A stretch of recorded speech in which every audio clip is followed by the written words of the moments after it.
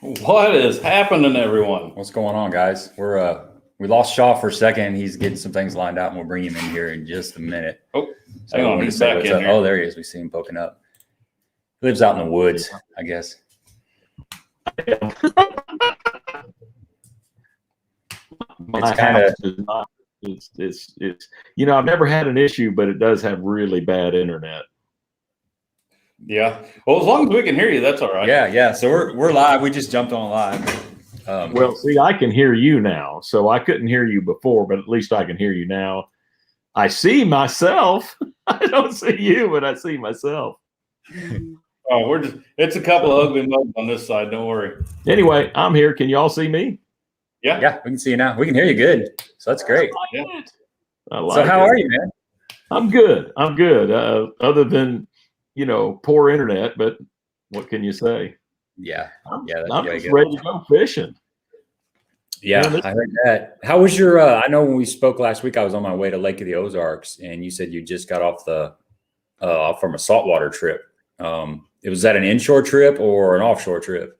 No, we went offshore. We caught some wild fish. I mean, we caught parrotfish. We caught sand tile. We caught, just all kinds of stuff. Just, delicious eating stuff. And we were just bottom fishing. It was fun. I mean, that was it. It was fun. Fishing pretty deep or no? Yeah, they were, 80 feet. Stuff like that. So you drop down, they thump you, you set the hook, and you reel them up, and every now and then you'd be fighting a good one, and a shark would come by, or a king mackerel would come by and just take him away, and you're like, really? That was going to be something I was going to take home and eat. No, it's gone. It's the shark bait. Yeah, we kind of deal with that a little bit with muskie around here. We got some muskie around here, and they're notorious for doing that. They're you gotta reel them in quick, or they'll snatch you. Yeah, exactly. So you ready for the season, or? I'm close. I'm real close. I got my boat late, and I got it broken in. I've rigged it, and today I was out there putting in the C Clear Power cable, which is for your electronics, and it kind of direct hooks to your battery and cuts out a lot of interference and just makes things really, really work better. So I was just getting that in, and when I got it finished today, and then I'll put a couple little bags called tackle webs in my boat. They're for organization. And then I'm other than a cushion or two on a rod and reorganizing with colors, I'm pretty much ready to go. My tackle's ready, and I'm just excited, man. We're going to Rayburn. That's like big fish and lots of them. Yeah, that's gonna be nice. How you feeling about the rest of the season? Do you like the schedule? I do. It's going to be a really good schedule, and it's kind of interesting because we go to Rayburn, and then we drive back to Florida for me, and we take about a month off, and then I go back to fairly close, but to Travis in Texas, and then we'll come back and we do Harris Chain, and we do Chickamauga, and then the season just is wide open. From once you come back from Travis, it gets pretty hectic, and then of course we get to go up north in late June. We get to be on the Thousand Islands, which ought to be simply the best fishing that I get to experience in my lifetime. So I'm really excited about that. Giant smallmouth spawn time of the year, late June. It's just going to be heaven. I mean, I don't doubt that I'll catch some huge smallmouth in that tournament, and I think everybody will, and that's what's going to make it really exciting. Yeah, we're waiting for a trip to go to Mille Lacs. So yeah, we got an invite to go to Mille Lacs. We're going to be heading up there in May, I think. I cannot wait to get into that. Have you been to Mille Lacs? I guess you have. Yes, I haven't ever been there in May, but I've heard the stories. So yeah, incredible fishery. Yeah, I've been promised my PB, which is a 4.5 pounder out of Kentucky Lake. So I'm thinking that's going to happen. Yeah, you won't have a problem. There's lots of 6s and 7. I think that time of year you can go about the bank pretty. Yeah, I think it's I think we'll be able to catch them a bunch of different ways. I'm hoping. Don't you love technology? It's just like, what can you say? It was rolling for a little bit, and then it just kind of glitched for a little bit, but we'll work through it. We're just glad to have you on here. Good. Well, I'm happy to be here. I'm sorry. I apologize for the sorry internet.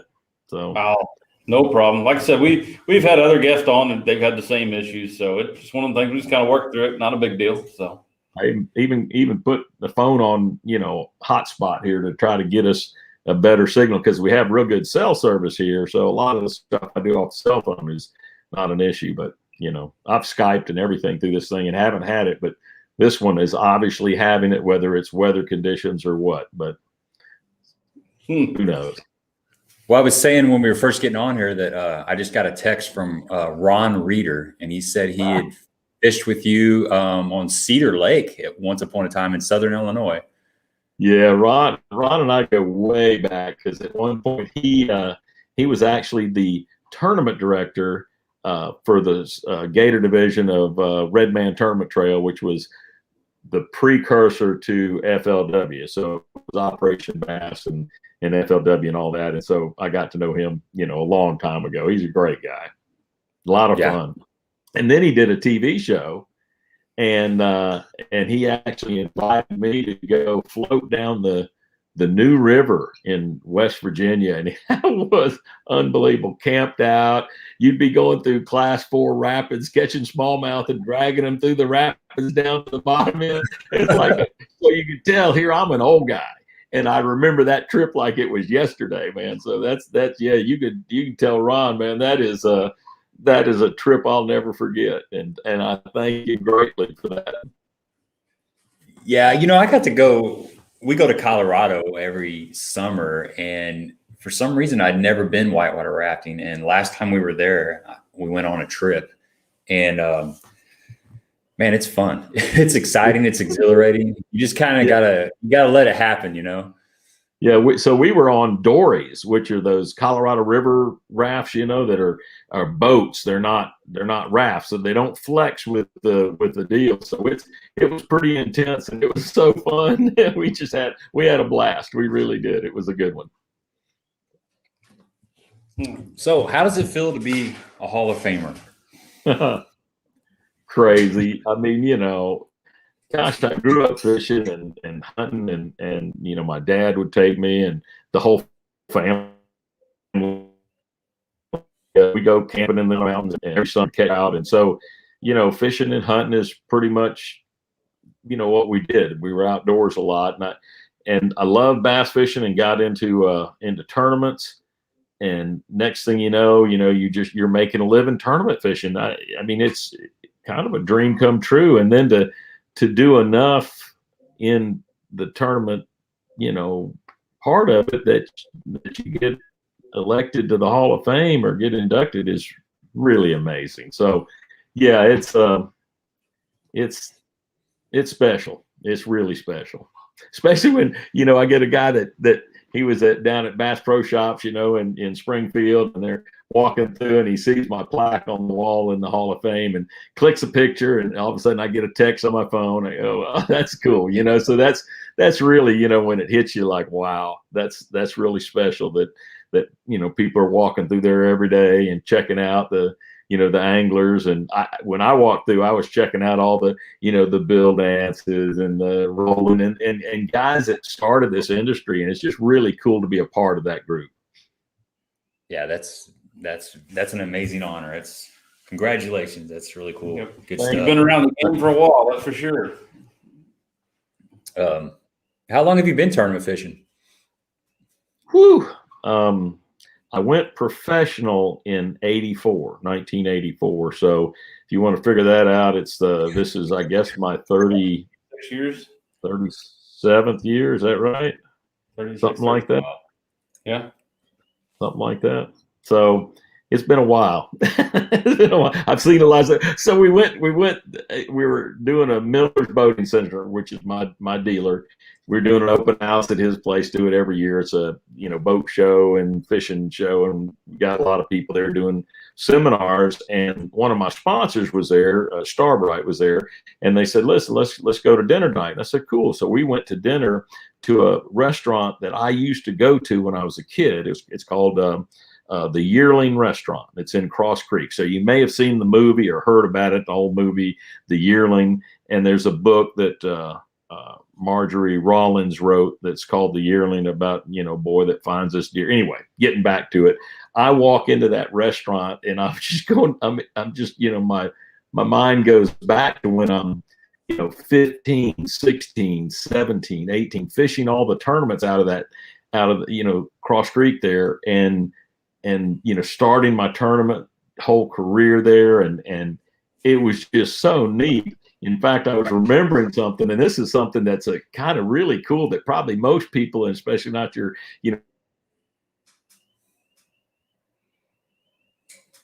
but that at Angels Fish Camp, which is right across from the U, which is where we put the boat in and go fishing. And so there we go. We're back. Anyway, I'm at Angels Fish Camp, and this guy shows up with a boat, a bass boat that had metal flake on it.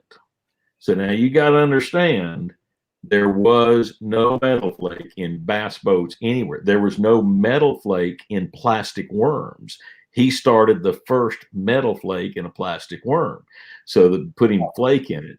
And it was called, guy's name was Glenn Doyle, Glenn Doyle's Glitter Boats, Glenn's Glitter Boats of all the things. What a name. Anyway, and I'm like, that is just the craziest thing to go back and remember 70, 71, 72, somewhere in that deal with Glenn Doyle and Glenn's Glitter Boat. So anyway, that was right there. He was bringing it around, showing it to people and selling boats and selling worms. And I'm like, it's really crazy how far or how much we've progressed since, the 60s and 70s. I mean, in the 60s, they didn't have a high performance boat.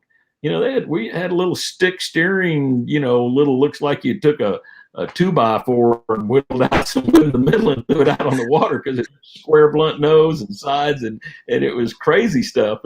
And so now we've got these hot rods, that are screamers and 4-stroke Mercury. That just like it's pretty awesome. So yeah, I've seen a lot of stuff in my time.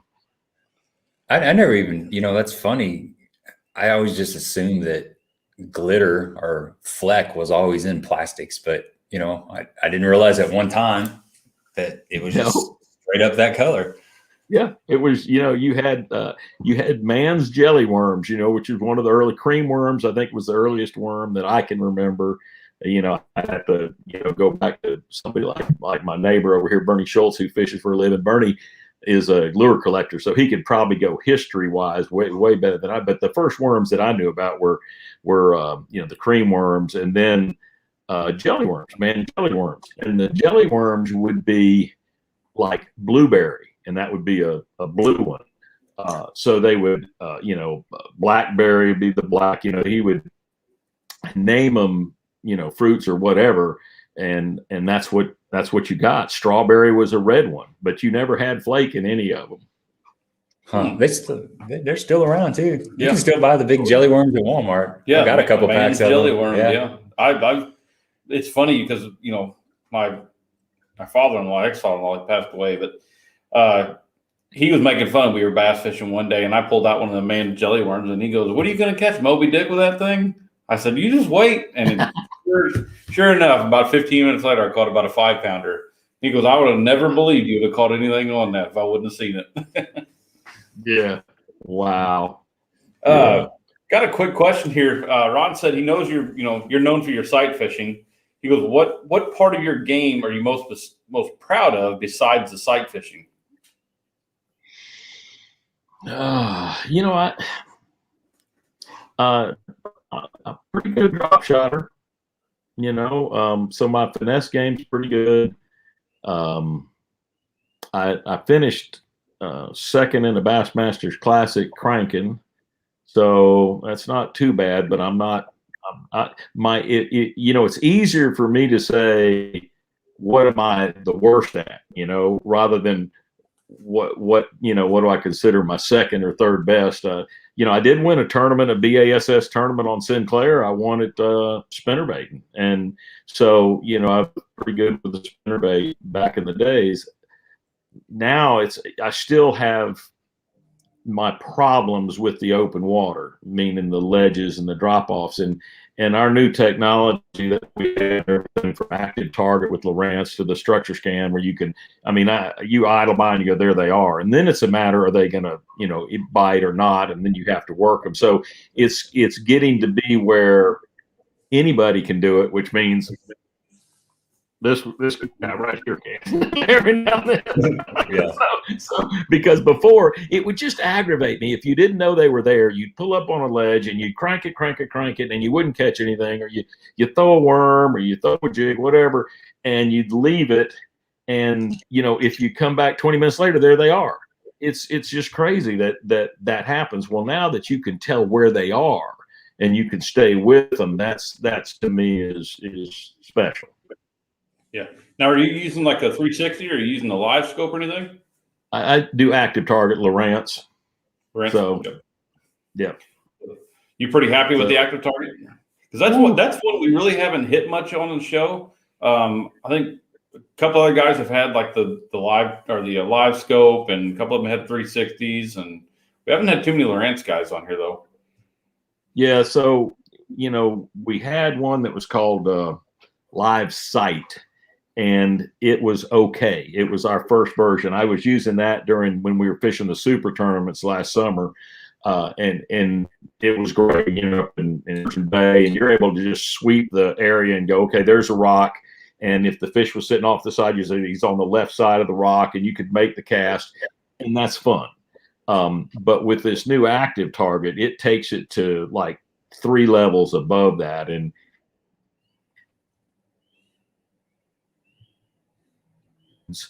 the two that I've used most is just your forward sonar and your scout mode. Scout mode takes it out 90 degrees or maybe even 110 degrees out, and it's laying out in front of you, and you can see the fish swimming left to right, right to left.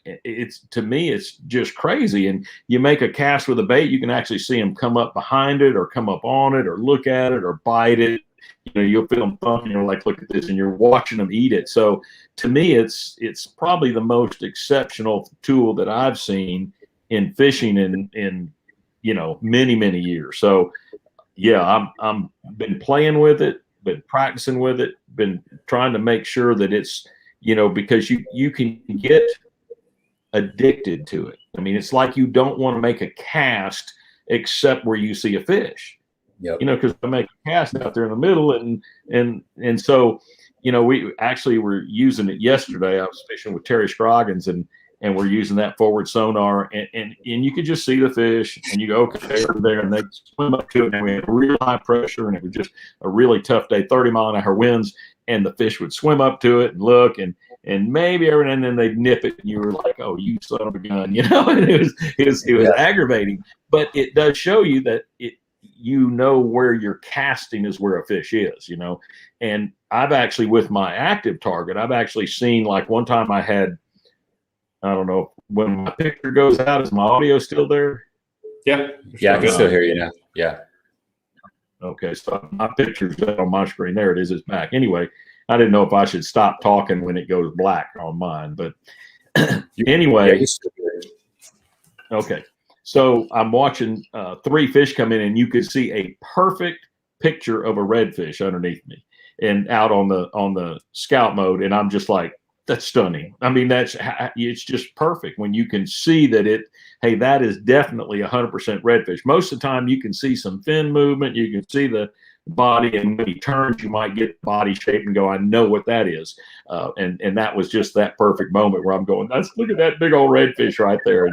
And that's cool. Yeah, I've seen some of the more recent videos on the active target, and some of the sturgeon, the really big fish, where you can really see they got a bigger tail, and you can really see the tail kind of doing this, and that just blows me away. It's I fished. I fished Lake of the Ozarks, the Toyota Series this weekend, and I was a co-angler.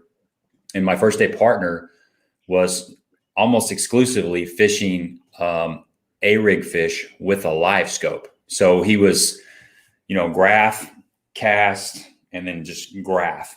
And you can always tell when somebody's fishing live scoping because they're just looking down while they're reeling. They're not even really paying attention to what's going on around them. But he was seeing the water was 36 degrees out there, super, super tough bite. The fish were just in a funk. And he was seeing those fish swim away from the A-rig. That's how, negative mood that they were in. But he was watching that happen. And he's like, what do you do? I mean, you got the best technology out there. Forward-facing sonar. I'm throwing an A-rig. It's cold water, and the fish is swimming away from the A-rig. He was just kind of flustered. But it's amazing just watching that all go down. And I was actually talking to a buddy of mine today, and we were talking about how before you had the forward-facing sonar, and say you're fishing a jerkbait, you just think there's maybe not fish in the area, or you're not around fish. And with that forward-facing sonar, you can see how the fish is reacting to the jerkbait to know if it's responding to, say you go through 4 or 5 different colors until you find the right color, or if it's just your cadence that is, that you need to change up. But if you didn't have that, you wouldn't know. You just think they're just not biting. So it's amazing. Yeah. Have you found a lot of that going on as you're using it? Absolutely. So I don't know if y'all watched Major League Fishing, the Red Crest, and Dustin Cannell won it. Sure, we watched a little bit of it. Pretty cold, but he'd be going. He'd be saying, "Okay, there's two of them," and he'd twitch the jerkbait and twitch the jerkbait. Said, "Here it comes!" And it's like, "Oh my gosh, how cool is that?" And one of the guys I think that won or did real well or won one of the BASS was doing the same thing, just looking through and saying, "There's one, make the cast, catch him, throw jerkbait and catch him." So. It's a game changer, and I think of the ones that I've seen, I truly think our Lowrance Active Target is probably the best I've seen picture wise, and being able to just pick them out and go, oh, there it is. So it's going to be a fun season. It's going to be a real fun season. Yeah. So you're going to have to figure, like you mentioned earlier, you're going to have to figure out when to use it and when to lose it, or how to integrate it into you as a fisherman. That's the challenge. That's the challenge. How do you put that system and utilize it the best for how you fish? And some guys are going to be, there it is. I mean, who knows? I may turn out to be a heck of a jerkbait fisherman this year. Right. Or, but it's, I've seen them on jigs. I've caught them on all kinds of stuff now on it. A stone watch one track at the crankbait. So instead of reeling it up and going fish, there you go. Okay, they're one look, and you twitch it once or twice, and you can get them to hit it sometimes. So it's like, how crazy is that with this technology, it's like I said, it's a game changer. I hope I don't get ripped into it. I was talking to Peter T. We did an in-store back in December, and I was telling him about how excited I am with this. And he says, yeah, I got into using mine a lot. And he said, all of a sudden I got a partner in the back of the boat in a tournament, and he's just taking the old, Ocho Cinco and chunking it out there. And he catches like 3 of them while Pete's trying to look. And he says, he realizes he needs to go fishing and not be too much time looking. So there is that process that you have to learn, and I think each person kind of has to figure it out themselves about how it's going to best benefit them. Yeah, well said. And I'm sure once you get on a really grassy lake, some of the bigger lakes that have a lot of grass, and it's going to be hard to use it there too. So I think you're going to have to go back to your roots, just going and fishing. Yeah, in Florida, we might have tons of hydrilla and your matted up hydrilla and stuff, and you can shoot a little bit into that, but it's not nearly as big a deal until you get on the edge of it. You get out on the edge of it, the outside edge. When they move out there, then you got them, and that's what's cool. So there'll be lakes that it's going to be amazing, and there'll be lakes that it's going to be okay.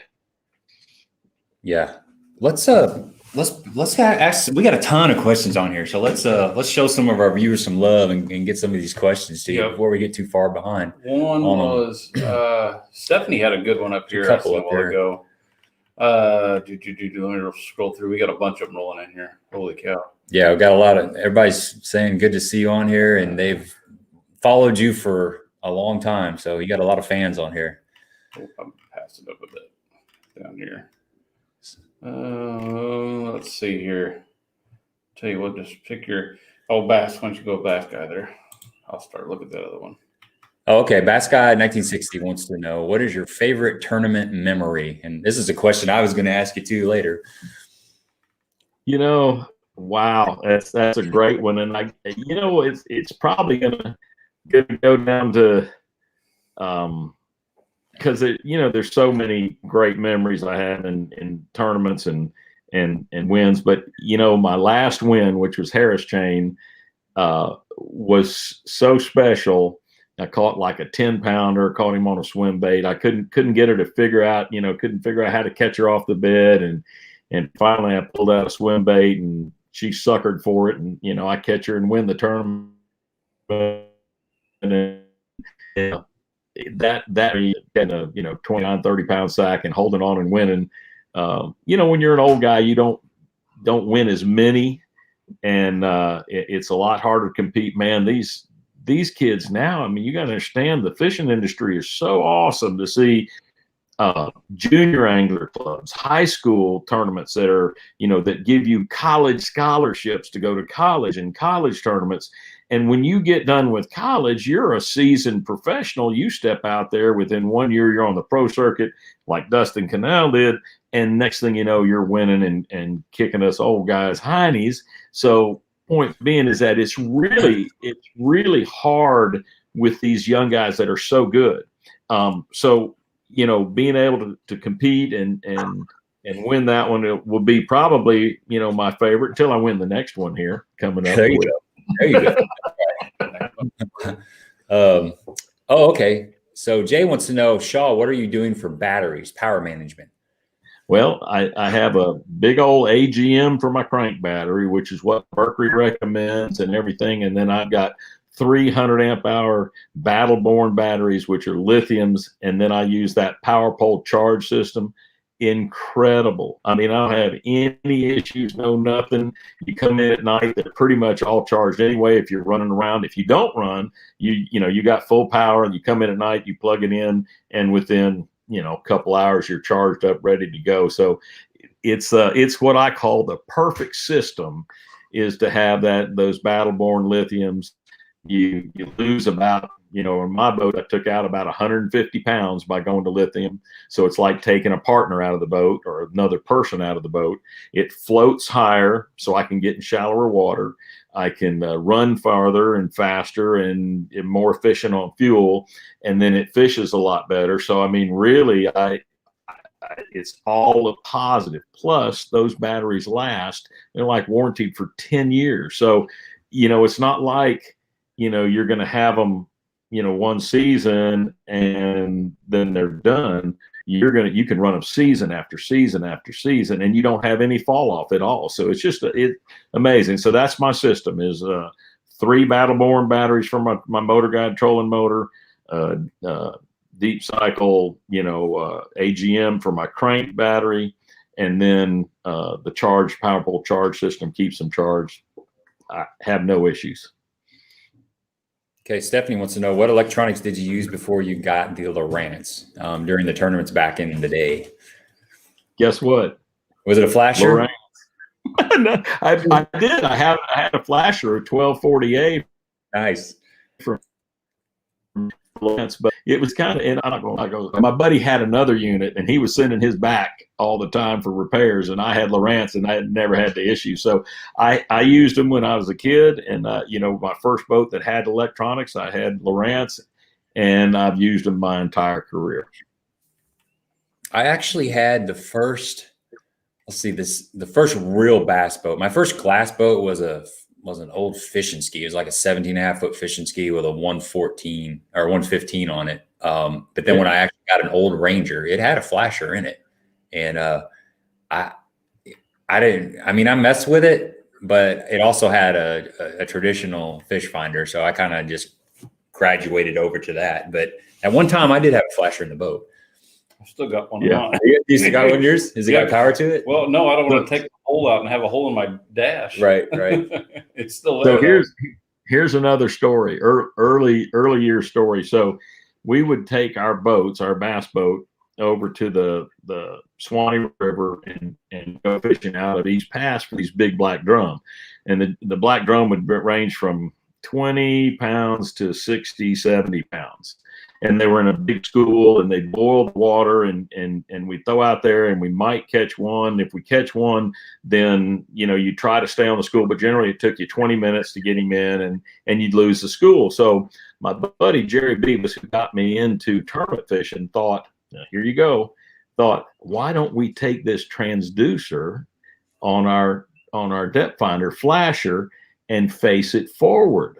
So he built a wood block to go on the trolling motor housing, strapped it with the same, strap that we had, and pointed it out. And the first time we used it, it didn't work because it actually hit the surface. And once it hits the surface, it quits working. So we had to angle it down just slightly, and it worked. Now the issue was with the flasher, you had to figure out whether he was, we had a 40 footer. Is he 40 feet out there? Is he, 80 feet? So sometimes you had to turn the flasher off, turn it back in, see how many times it spun around to find out where it was. But that was actually the first forward-facing sonar that we had, and that was back in the old days with the flashers. There you go, folks. You heard it right here on Monday Night Live. The original forward-facing sonar right there. Look how far we've come.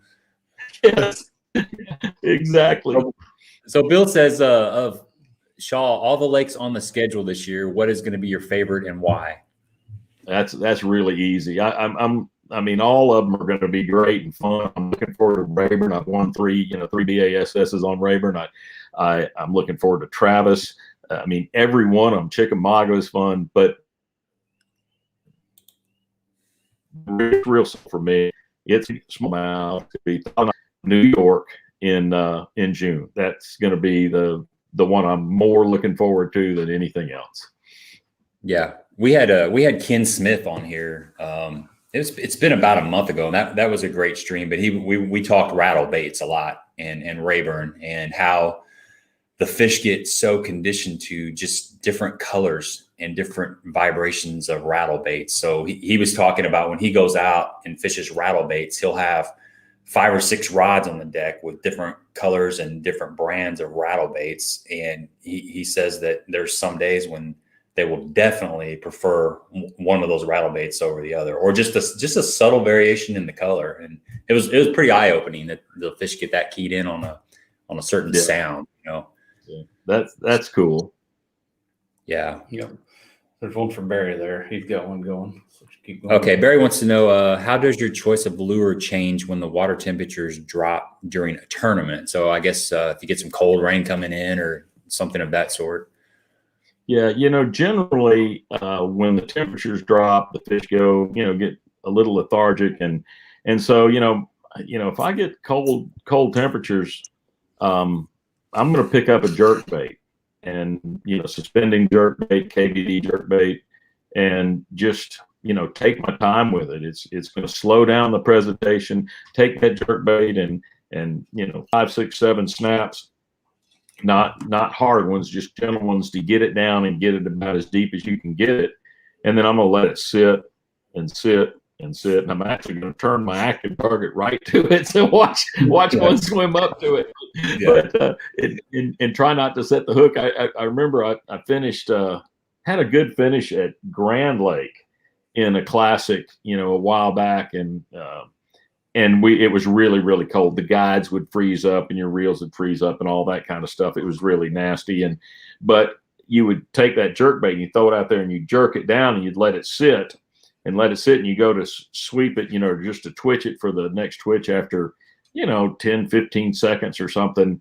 And when you go to pull up on it, the line's like 10 feet over there and you've got him already hooked up. You didn't even know he was there. You're like, really? Yeah. So, yeah, I fish for a living. Why do you ask? I mean, he's swimming around with my bait. I didn't even know it. So, but yeah, it's you got to slow down, and that's what you'll do. And if I'm not doing that, if I'm not going to a jerk bait, I'm going to a jig. Watch this.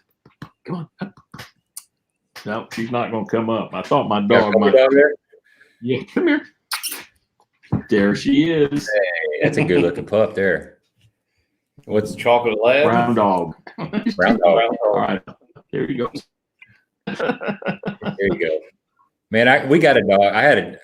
I got a dog about 3 years ago, and I'd been without a dog for years and years and years. I got two 12-year-old daughters, and they finally talked me into adopting one of the puppies that the neighbor's kid had. He had a litter of, they had a litter once or twice a year, but they would always bring these little puppies over. And I'm like, no, they're staying on the other side of the street. And they finally talked me into it. And man, it's amazing how you get attached to them. I couldn't imagine not having a little puppy. So yeah, dogs they're part of the family. They're definitely part of the family. So most definitely. So what do you miss most about a 5-fish format? I don't really. I can tell you that, if I look back on it, to me, it's a lot easier to catch 5 and not have to worry about catching 6, 7, 8, 9, 10, 11, 12, 15, 15, 20 that you have to do at times. I mean, sometimes, these guys are so good. It's really, really tough. So it up the game when you do that. So, with 5 fish, you would catch 5. And then you would, okay, is he dying? I don't know, man. I'm going to swallow the wrong I'm going to hold him up, make sure he don't fall off the stool over here. Oh, man, that's out of nowhere there. Okay. A mosquito. Swallow something. Housefly. But anyway, you would catch 5, and now it's a matter of if you catch a big one and you can, get your kicker fish in a 5-fish limit, then you're doing good. And sometimes it only took, like that tournament I won at Harris Chain, it took that one 10-pounder that kind of put you over the edge that nobody could really get back and get in the game. So, sometimes it's just that. And so 5-fish to me, it's great. I fished 5-fish in the super tournaments this past summer and loved them and remembered it. But I really think that as a sport and as how it's progressing, that what MLF has done is, just leaps and bounds ahead, and just, being able to catch them, release them. I don't crank up my live wells all year. I don't have to give the fish mouth to mouth. It's just the greatest thing to happen to fishing. So, we still have through all the high school and the college and even into the opens or the Toyota series and such, is that and even in the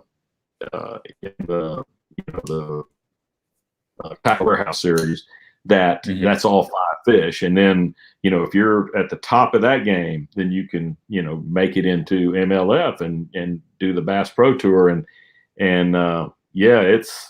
it's tough. I can just tell you, it's definitely tough, but it's the most exciting because what everybody has, you're keeping up with it. You know what you got to do. I've got to catch them.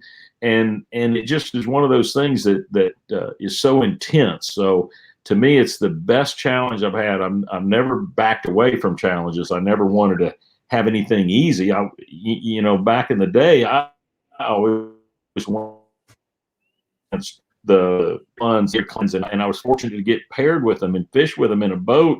And I remember I got paired with Rick Klein out at Lake Powell. First time I ever went out, I get paired with Rick Klein, and he is like, he's won the U.S. Open and all this at Lake Mead. He's a Western champion and just incredible angler. And I get paired with him, and I just said, I'm riding with you. You know your deal. And he runs down the lake a long ways, and he pulls through this little hole in the wall, a little crack in the wall of rock, because it's sheer rock walls like you're in the Grand Canyon.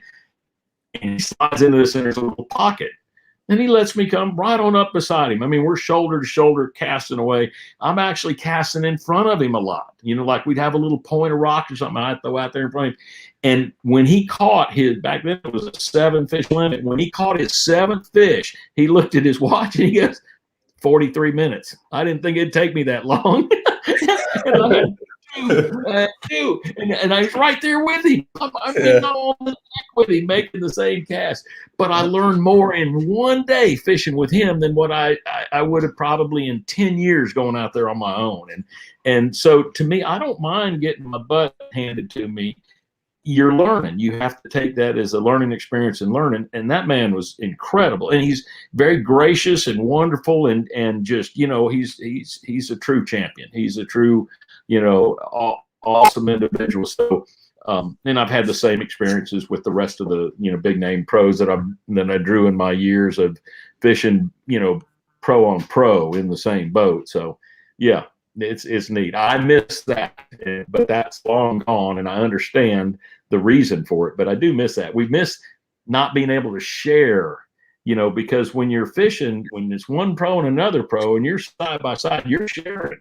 You're learning what he's doing. Why is he doing it? He's learning what I'm doing and why I'm doing it. And so there was a lot of sharing of information that you just don't have now. So, you have to learn it. You have to talk to your buddies and keep up with the new things and what's happening. And it's a little harder to keep up. Yeah. Another good thing about the catch, weigh, and release is you're not stocking the marinas, in a 5-fish format. You're throwing the fish in your live well, and you got 200 boats running back to one marina, and they have, well, probably not 200 boats, but let's say a smaller tournament, say maybe like a Angler's Choice or USA Bass, and where there's a 50. They don't have a release boat, put it that way. Those fish are all getting dumped in that marina. They're getting removed from their natural area. The resident fish, if depending on the time of the year, if they're local fish, they're getting taken out of that area and dropped all in one marina. So that's nice that you catch the fish and it goes right back to where you caught it at. Now, what's your thoughts on fish going back to their original home or space or wherever they were at from? Because I know, like if you put them in a live well and driving and you go 3 miles, or whatever. What's your thought process on that? Do you think they go back or? So here's the interesting thing. So that marina that I was talking about, Angels Fish Camp there on Orange Lake, when I was a kid, they did the first tag and release, catch and release. They were actually started catch and release, and Ray Scott kind of takes credit for it because that's what he put it into, the tournament aspect, but they put it into aspects there. People catch fish and release them, and they tagged them. And they found out that certain fish they would release them in the creek, just like we would take them back to marina release them. And they were caught way up in the north end. And, a week later, they're caught up in the north end again, brought back again. So, or a month later or 2 months later, they end up doing that. And then Bass did a study, radio tagged them out and followed them and did this at Thousand Islands, okay, where people were going all the way to Shimo Bay and all over. I mean, long runs and all. And so they radio tagged them and then followed them. And guess what? Some of them were let go right there in French Creek in Clayton, New York. And they go, looks good. I like it. Got some food. I'm happy. So they would stay right there. And then others would go 40 miles right back to where they were caught. No problem whatsoever. Just hit it and go. And within a few days, they're all the way back where they were caught. And it's like, how crazy is that? So what you learn is that they're pretty individualistic. I mean, some of them go, I want to go home. And some of them go, man, I like it. Looks good. I'm lazy. I'll hang out right here. Yeah. Yeah. That's crazy. Yeah. Because I know, Matt Airy had put out, it was a video a while back. I don't know, it was him and Brian Thrift. They were talking about that same subject. And he had said he has caught the same fish, I think 3 or 4 times and brought it back and it still swims back. And he knows it's the same fish because it's got the same black splotch on his eye or whatever it is, or he's blind in one eye, he's got a black splotch on the other side or whatever it is, and it's in the same spot every time. Yeah. Isn't that cool? Weird. They do that, Yep. Pretty neat deal. Yeah. It's we'll never know, but how in the world do they find their way back? I have no idea. I can't find my way back to a certain cove some of the times, the Lake of the Ozarks. I don't know how they do. Sometimes I lose my car in the parking lot. So I park in the same place when I go to Walmart, so I don't lose my car.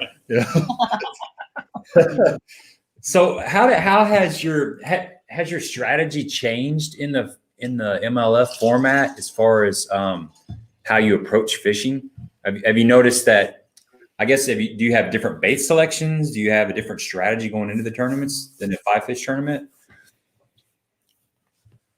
So what has changed is that I know in a sight fishing tournament, I can't just concentrate on one fish. Right. And in a BASS 5-fish format, I know that if there's a 12-pounder, 13-pounder, I catch that fish and then just get a moderate limit with them, I'm in the game, you know? And so that fish is at a huge premium in those tournaments.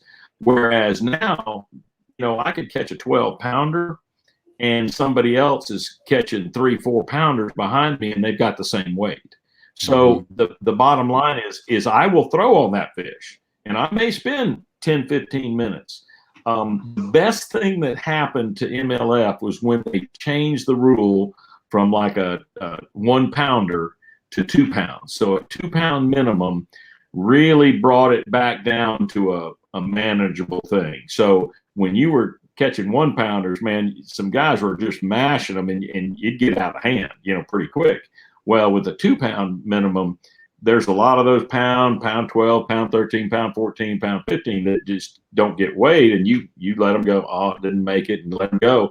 And so what that means is now that means I can spend a little more time on that fish. I can calm down a little more, and still you got to make every cast count and every bite count and every hook set count. So being efficient is very, very important. But I can actually spend a little bit of time because the pace is really doesn't get really out of hand. I mean, you even saw that in Red Crest and you know, you watched and I forget who it was it Brian Thrift was just mashing them or something and you know, catching 40 pounds, but you know, they still kept catching up with him and getting close and, you know, get 30 pounds or whatever. So it was one of those things that doesn't get out of hand. It gets to where you can play. And then the greatest thing is that, you know, for the when they cut, you start over again. And then when you go to the finals, you start over again. So if you're in that top 10 and you make the finals, you can win that tournament. And that's the thing. Then you're into the play of, you know, catching them and just catching the biggest ones you can. So we're still trying to catch the big ones. We're still trying to catch, you know, every bass we can, but we're just trying to catch as many as we can. And you can't go, oh, you know, oh, well, that one, I don't need that one. It doesn't count, you know, because every fish counts. So we need every bass that bites. Is that Brian Thrift? Is he like part machine? Yes, I think so. I think he's an animal, man. He is. I mean, I watched him for a couple years now, and that guy is unreal. I mean, I've never seen. I mean, it's hard. He's got gills. Yeah, he does. I mean, he is hard to put against a lot of people out there because he's so phenomenal at catching fish. I mean, and it's not like you don't get the big stories like your stories, you catching 10-pounders and stuff like that out of him nearly as much, but the guy is so consistent on catching fish. It's just unbelievable. But just remember that every one of those anglers, you know, that you see on MLF or the tour, you know, every one of those guys have made their living with a 5-fish limit, and now they're making their living with a you know, MLF, the unlimited, and so where every fish counts. So it doesn't change much. You still see those same guys because they're so good, and you watch them. To me, it's really cool to watch that next generation because they're so good at what they do and they're so passionate about it, and they really, really work at it hard. Yeah, and I think that actually shows how good of an angler they are, because they're not going out there just fishing for them keepers. They're going out there and they're fishing for even the smaller fish, and it shows how good of an angler they are to go out there and fish, you know, for 8 hours and catch that many fish in one day. Well, and then that Red Crest where you were talking about, Shaw, how they you started over each day. that's just another element of difficulty. You can't really build up this huge lead and just rest on it for the next couple days, just ride off of it. It's like multiple one-day tournaments, right there at the end. Yeah, that's crazy. They did. They all 40 anglers fished 2 days, and then they cut to 20. And then they took those 20 and put them in groups of 10. And then it was a 1 day shootout for the top 5, 1 day shootout for the top 5, and then 1 day shootout for the championship. And that's very intense, very intense. So I believe it. Amazing to watch. And like I said, Dustin, oh my goodness. And it was a fabulous finish. And I think you can go online and watch it anytime, get that now that it's played. It's a good one. Yeah, it is. Dustin Cannell's got a YouTube channel, and I think the video went up yesterday or the day before of the whole. I haven't watched it yet. I think it's like 49 minutes long, but I'll definitely check it out. So cool. Jay had a good question on here. He said, "How do you feel that the today's technology of baits and electronics has changed the fish habits and the patterns?" I don't really think it's changed their habits and the patterns. And the thing I'm noticing most about this, like the forward-facing sonar and out and all that, is it shows you where the fish are. So you're making the cast to the fish, but you still, no matter what, you still have to make them bite. You still have to figure out what it is. And so no matter what, I love technology and what it's done. I never, ever would even consider thinking of, hey, this needs to be outlawed. It's not too effective. It's like the people that said that the A-rig should be outlawed, and I'm like, are you kidding me? I fought that tooth and nail to no avail. But I've always said that's, if you bring out something new, you have to learn how to use it. It's a tool if it's legal, and so it's one of those things where I think that's part of the game. And so learning this new technology is what we're doing, and I love it. And I don't think it's changed the fish yet. So we'll see in time what that, if that stays true or not. Yeah. Do you think the NLF will ever have a fantasy fishing league? Is that something that's been discussed, or?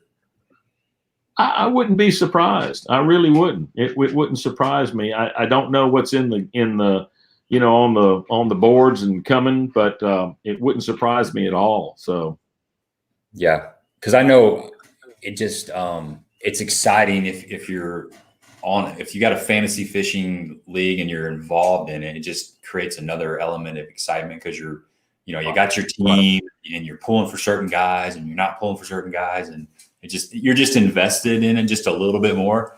It's fun. I agree with you. Yeah.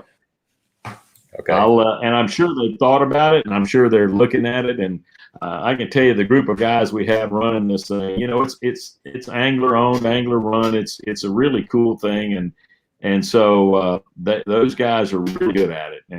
And I feel that they're going to be, doing everything they can to make it the best it can be. And I'm sure that's going to be a part of it at some point. Right. So let's talk a little bit about spawning before we get too far away. And here's a question I had. What do you think about the color red? Is red such a big deal in spring? I mean, it's gotten real. It's always been around. You you got the chili crawl, and then in Rapala you got like the demon. It's been popular, but it seems like the last couple of years with the fire tiger chatterbait that kind of blew up, and you couldn't even find those last year. And red just it seems like it's just really taken off the last few years. What's your opinion about red, and why, if you think it is the bait to go to, why do you think bass gravitate towards that in springtime? Yeah, I really don't have an answer for why. I wish I was a bass whisperer and could tell you that, but I don't. But I can tell you for experience is that it seems like in the cool weather in the spring, and when it's starting to warm up and all that kind of stuff, that red is tremendous, especially in a grass lake. But I've seen it happen in just regular rock coming out of the winter, getting into the springtime, and in the spring, those red crankbaits and red baits absolutely work. So some of my big stringers, I caught a 30-pound sack at Lake Seminole a few years back, and was leading that tournament. I believe I was leading. I might have been second, but day one or whatever.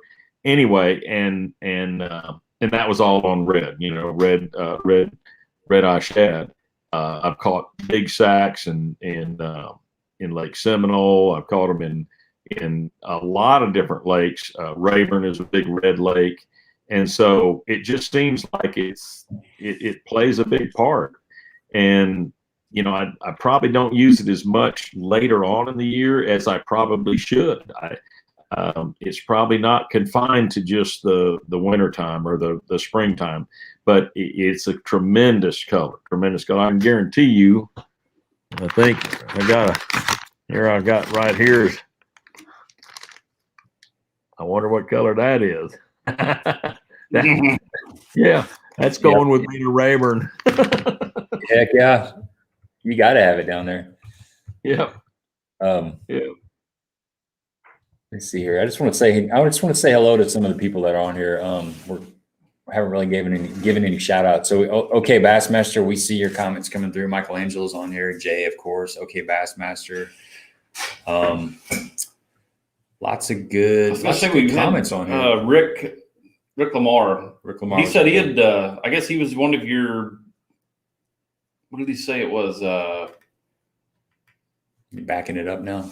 Yeah, no, he had it on Facebook today. He said he was a marshal? A marshal for you back on, I forgot what lake it was. I can't remember what lake it was. Yeah. But local guy sat in the boat with you for a day. Hopefully he didn't give you too much problems. Small water charters, we see him on here. He is a what's that? I always forget the name of that. Headwaters Lake down there in Florida. He's down there all the time fishing that. Kentucky Lake, Rick said. Yeah, he was a marshal on Kentucky Lake with you. Yeah. He was an elite tournament out of Paris at Kentucky Lake. It's probably hard to remember that far back or an individual tournament. So you were talking about bed and bass a little bit. You find that 12, 13 pounder. How long do you stay on a bass if they're on a bed? And how do you know if that fish is even worth messing with? So normally if that fish will stay right on the bed, one that I feel pretty confident I probably can catch. The ones that you make a cast and they blister off and 5 minutes later they trickle back, or 10 minutes later, then you have to decide how much time do I have and how big is this fish? If I'm in a 5-fish limit, and he's a giant, it might be worth spending an hour or two on one, but generally speaking, if they stay and they're going to stay put on that bed and protect that bed, you could probably catch them. Okay. So are there tricks? What are some tricks that you do to get that fish to commit to the bait? I do a lot of bait changing. So, it's like you'll throw this color, this size, this, try this bait. I'll throw a lizard, I'll throw a tube, I'll throw a drop shot, I'll throw a, rage bug, I'll throw a jig. And next thing you know, I'll throw a 10-inch worm or 11 or, just something big. So, and somewhere along that line, something will trigger something. It's just like that big one when I caught it at Harris Chain, when I won the tournament there, I was throwing everything. I mean, I said, well, she'll definitely fall for a little old light line and a little drop shot. No, she didn't do that. She didn't fall for tube, didn't fall for jig, didn't fall for craws, didn't fall for anything, and just didn't care. And finally I picked up one of these, big swim baits, and I toss it in there and I let it sink down. It just kind of goes, and sinks slowly down and gets to the bottom, and I said, well, she's not looking at it. So I started to reel it away. And when I started to reel it away, she charged it. And I went, so next cast, I threw it back in there. I let it sink down And when I started to reel it away, I twitched it so it went boom, boom, it darted one time and kind of hesitated, almost spun around, and she just choked it, just raw,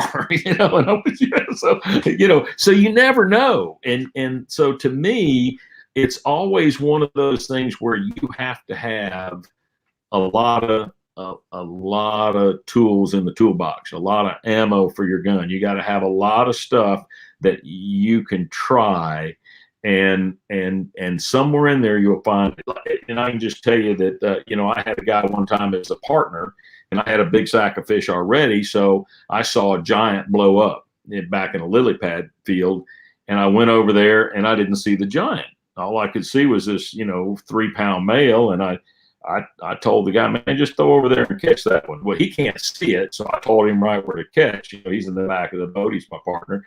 He throws in there. His bait sinks down. I said, oh, that's a perfect cast. this big old 8-pounder.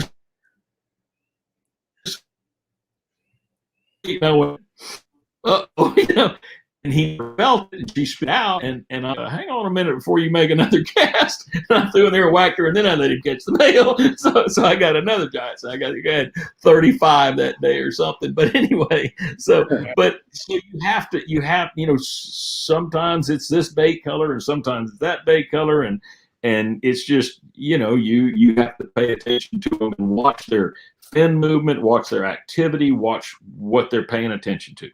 And that's really it, because you'll see when they get excited, their fins start, wiggling pretty hard, and their tail wiggles, and then they might look, and so their whole body attitude changes, and that's what you look for.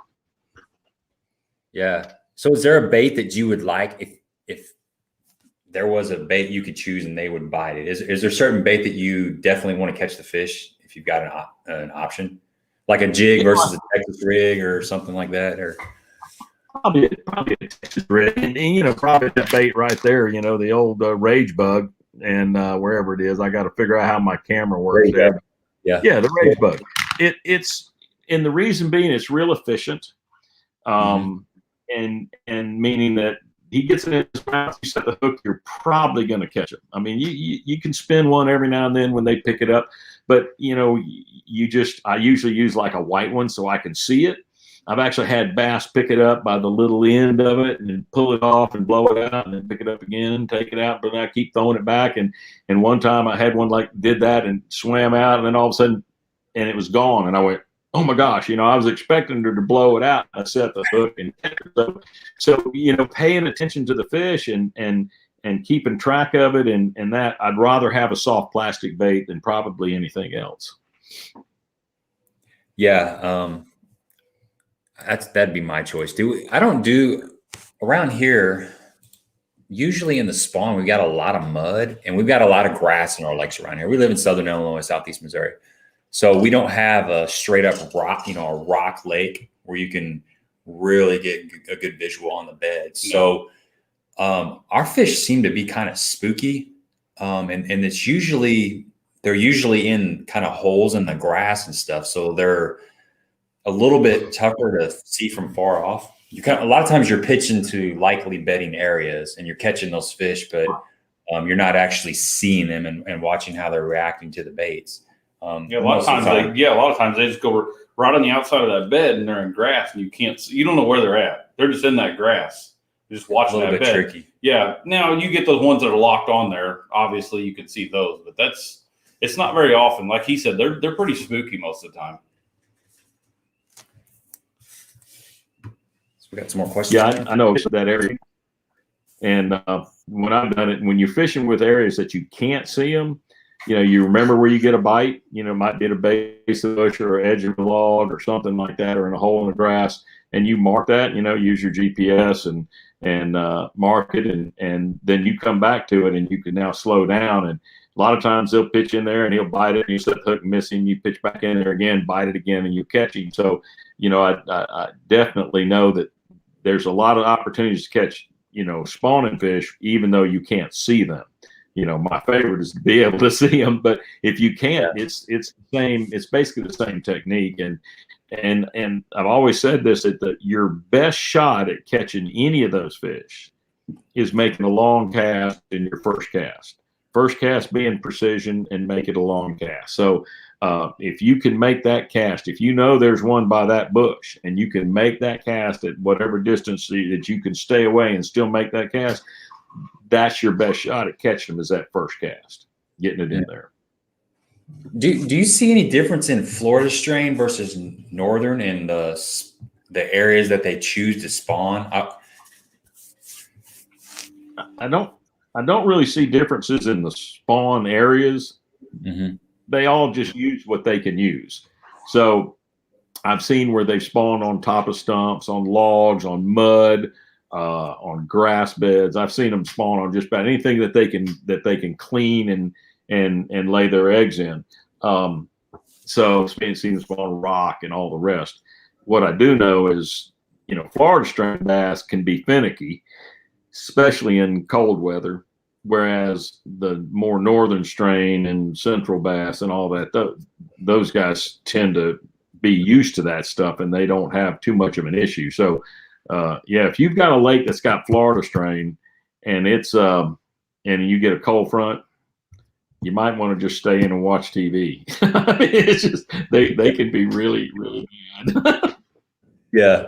So those Florida strain Florida strain bass down there in your neck of the woods, what kind of cover do they set up? Is it just like shell bars, or do they prefer a certain type of grass? Because obviously in most lakes they're looking for hard spots, like you said, but a lot of that down there has kind of muck and softer bottoms and stuff. So do they prefer a certain type of grass or something to set up in, or how does that work down there? So, every lake's a little different. So I'll go to a lake down here and it's pretty clean lake, sand bottom. You've got emergent grass that sticks out, like Kissimmee grass or whatever, and you'll see them in holes in the grass. And there'll be a bit, you get, a foot or whatever. You can find them from 1 to 4 or 5 feet deep. Then you go to a lake like we have our local lake here, Orange Lake, and the visibility is not the best, but it's pretty good. And all of a sudden you don't have much bottom for them to spawn on. So they actually clean off mud mats. So they're underwater chunks of mud that have floated up, and they'll just clean off a little spot on them and it'd be clean. There'll be a clump of grass, a vegetation that's underwater, and it's like an old island that's sunken down there, and they'll clean off a piece of that. So every now and then you'll see something on the actual bottom where they clean it, where they can get it down there. They'll clean off lily pad roots. So underneath the water, the roots of the lily pad, they can clean those off and spawn in them. So every place I go, I have to first, if I'm going to, be sight fishing or spawn fishing, I have to first find one, find a bed, bona fide, look at it, go, okay, and then I can go start looking for what they do. Up in Michigan, I've been up in Michigan at St. Clair, and you go out there and there'll be this black spot, and you go, what is this black spot? Because I'm used to white spots in Florida and most everywhere else. They dust them and it gets clean. Up there, when they dust it, it's black. So there's a jet black hole, like you took a black Frisbee and put it out there, and there's a 4-pounder sitting on top of it. Pretty incredible. So every place you go, you have to kind of look at it and find one or two and then go, okay, this is what I'm looking for. So, it takes you a little while sometimes. You think, well, maybe they're not spawning, and all of a sudden you go, oh, wait a minute, that's one. And it looks a little different or a little cleaned or whatever. And then you key in on it, and then it's like, lights out, start to pick them off. Yeah. Zach Spengler was talking about the free rig. I don't know if you've heard of that, Shaw. He said he just stumbled across it. I haven't heard of that, but I know there's like a ringed hook that's real big up north. It's like basically there's the weight, and then there's you tie to a split ring, and it gives that hook a lot of freedom. So maybe that's what you're talking about, Zach. I'm not sure. Yeah, I was trying to find a picture of it on here, but I don't see any. So Aaron, what's it called again? The free rig. Free rig. Free rig. Here's a free rig. It almost looks like a Tokyo. Oh, okay, I know what it is. It's kind of like it's got a cylindrical weight on a split ring with the hook on it. Like They had Tokyo, it. No, it's not like a Tokyo rig. They had another name for it years ago. It's from Japan. It's a Japanese technique, I do believe. that one right there. That's what I think it said. Yeah, the Tokyo was pretty good. You know, had it down there and shake and wiggle the bait and keep it kind of there. So that's a good choice also.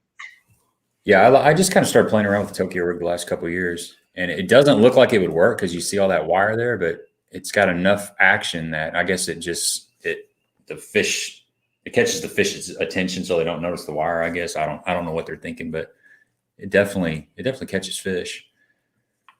Absolutely. We're just kind of browsing through some of these questions here. We don't want to miss anybody. Let's see what else we got here. I got a question for you. Do you like a grinder or a slugfest? Probably a grinder. Yeah. You know, I've been in both, and you know, I can remember the tournament at Lake Falcon the first time we went to Falcon, and you had to have 25 pounds to make 50th. Okay, 25 pounds a day to make 50th place. So yeah, so I had like 22, 23 pounds on day 2. First day I had, 26 or something, and I'm in there barely, and I had like 22 or 23, and I'm like, man, I'm not gonna make a check, and I'm coming back to the weigh-in, pull in on one last little point, and I catch a 7-pounder and get back in there, and then the next day, that's just nerve-wracking. Okay, just saying, it's nerve-wracking to know that you have to catch 25. Yeah. I've been in one in Gunnersville where you had to catch 22 or 23 to make a check. So when you're starting to do that every day, those are tough, intense. I love the fishing, but man, it seems better for me to have one where it's 6, 8, 10 pounds, and you just grind it out and make sure you're efficient, and that's generally how I do better, is on a tournament like that where if you get a bite and you catch him, it means something. So if you miss him, you may not get another bite, so those type of tournaments I've done fairly well in, throughout my career, of the grinder. So I'd probably say grinders, that I kind of like those, but the slugfests are fun, but man, are they they tear yourself up trying to keep up. It's like, oh my gosh, Yeah. Good looking honky. It says he's been catching some red snapper in the Gulf, catching them on fiddler crabs. Is that what's your go-to bait out there in the Gulf? For red snapper, we usually take a chunk of squid or something. Okay. Chunk of squid. Just drop it down a lot. Yeah, they eat it, but they'll eat, live, pinfish and anything else you put down there. And man, they're fighters. They're just fun. So yeah, that's a pastime. That's a deal. That's what I do for fun is saltwater fishing, and I love every minute of it. Yeah, I've told this story before, but we used to go down to the Gulf, Dolphin Island, I guess it was, and we'd go out at night and tie up to those oil rigs and catch those big king mackerel that swim around out there. And we always used those cigar minnows and just used a big circle hook and just casted them and fished them like a jerkbait. You'd have a big musky rod, just kind of twitch and let it fall, and you'd either hook up or you'd get just the head back, one or the other. So it's crazy out there at night too. It's a whole nother world out there. Oh yeah. I've got some great memories of, when I had one more cast, was filming the show. We did pretty much half the show saltwater, half freshwater, and we had some great experiences and great times. And whether you were night fishing or day fishing, and just going out there and being out in the middle of the Gulf and just the stuff you see, or the Atlantic, and crazy stuff. Yeah, it's big. Everything's obviously, it's a bigger body of water, but everything's just bigger. It's upsized. Everything out there is upsized. By a lot. Yeah, you're not the biggest thing out there. I was gonna say, you are the little fish in the sea there. Yeah. I hooked a tuna one day we were filming, and I hooked a tuna, that yellowfin. Watched him eat my bait, Zulu from the Strike King Zulu, and I watch him eat this thing on a jig head, and he's huge. And I'm like, I don't know how in the world I'm going to land this thing, because I just got a regular kind of bass rod with a wide spool, and this tuna is bigger than I am, length and just huge. And I'm like, now what am I going to do? Well, I fought him and I fought him, and I started getting most of my line back, and I went, oh my gosh, I might actually land this fish. And then all of a sudden something hits him and it burns off, and it about smokes my reel. It's like the line's going 10 times faster than it did when I first hooked him, and then it's gone. And I'm like, what the heck? And I reel back 300, 400 yards of line, and that fish that's my size was bait, got eaten off one bite by something huge, whether it was a big marlin, or which I think it'd have to be a huge marlin for that, but most likely it was a big great white or something. Just picked him off, said, no, that's mine, gone. He likes sushi too. So holy cow. Unbelievable. Filmed the whole thing on TV, and when that fish hit him and took off with him, I literally thought my reel was just going to smoke up and burn up, because it just and then it was gone, and razor blade, and I'm like, it had to be a big shark. And that's when I said, we're gonna need a bigger boat. Yeah, keep your toes in the boat, keep your legs in the boat at all times. Wade wants to know, did Gary Klein start MLF? He says, great format, respects the bass. Absolutely. So the group, it was Boyd Duckett, and Gary was right there with Boyd, but there was a group of anglers that got together, and Boyd was a lot of the thought process behind that we can advance the sport, that what we've been doing for 50 years can be done better, and because there's a huge, large sports audience, people that like to watch sports. And that wasn't fishing. Fishing was a fishing audience. So it was people that like to fish, watch fishing. And we had our little 400,000, 500,000 people that watch fishing. So all of a sudden, we wanted to tap into that sports audience of, millions and millions of people. And so by doing the format, he knew a format change was there. And then he and Gary worked so hard, and Gary spent so much time, and Boyd, and figuring out the details of it. And so there was a group of about 11, 12 anglers that got together and put this all together and figured out the little things. And then, but yeah, Gary was most instrumental. Gary and Boyd are the two that were the biggest two in it.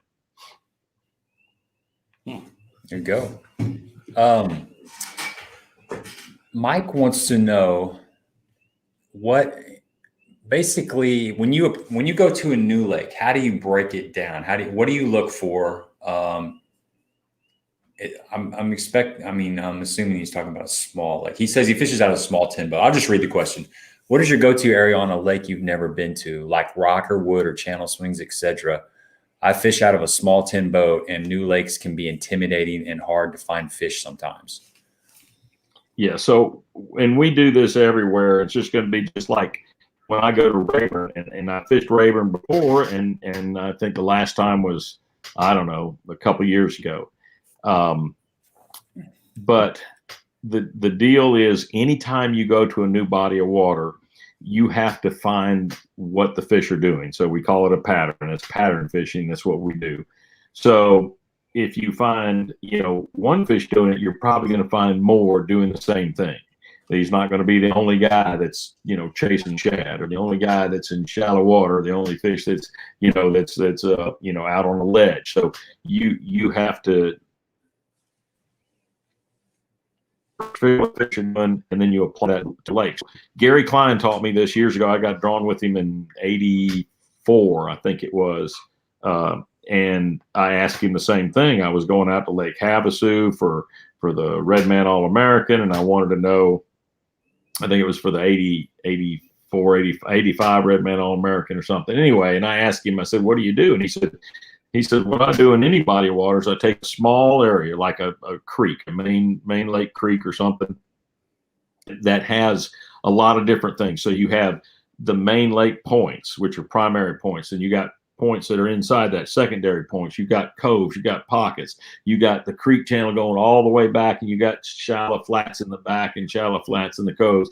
And so you take that and make that your lake until you figure out what some fish are doing. So you're going to fish, and simplified, you'd fish the main lake points, and then you fish secondary points, you fish the pocket, you keep going, you fish the creek channel, you fish all the way in the back, and you see where you get bites, and then you say, okay, they were all, the only bites I got were in the back of the creek. Well, then next thing you can do is you run around to the next creek and go to the back of the creek and fish, and then you go to the next creek, and that's what we do. So we don't try to fish the whole lake, and we don't run around and check out everything. We first hunker down, sit in one area, and fish through it and figure them out, and then spread that around and figure out how to do it. Now, what we do, we add a little bit to that, because anytime we go to a lake, we kind of know what the fish are going to be doing. Because if it's springtime, like we're getting close to that now, it's you start warming up and things are going to happen. And like I go to Rayburn, it's getting close to being springtime, if not already spawning. But so that big cold front probably set them back a little bit. So I look at water temperature and go, okay, if it's springtime, they're either going to be pre-spawn or spawn. So it's going to be, they're going to be right outside working their way into spawn, or they're going to be, actually up in their shallow spawning. So I don't have to go way up in the lake and fish. I can go into the coves and the spawn pockets and things where it's flat and warms up, and that's where I look.